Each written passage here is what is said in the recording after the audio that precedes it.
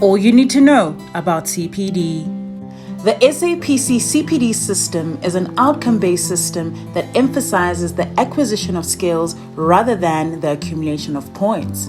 As such, pharmacy professionals are expected to make entries of learning activities, be they journal article reviews, short courses, seminars, or even workshops, and illustrate the skills addressed or acquired in order to be deemed compliant.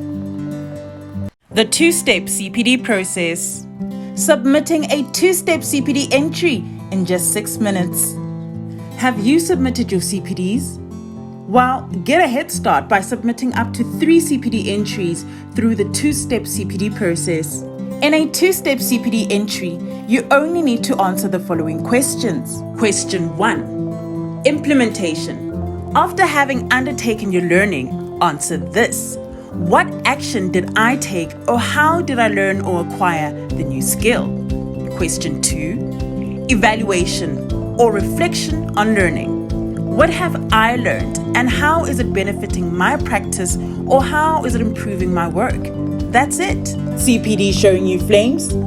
Don't worry. We have a dedicated CPD blog on the SAPC website that shows you how you can submit your CPDs. Visit www.sapc.za.org/CPD blog for help. Good luck! Remember, plagiarism constitutes unprofessional conduct. You learn every day, so why not submit CPDs while at it? Hashtag CPD's easy, hashtag CPD Friday, hashtag SAPC.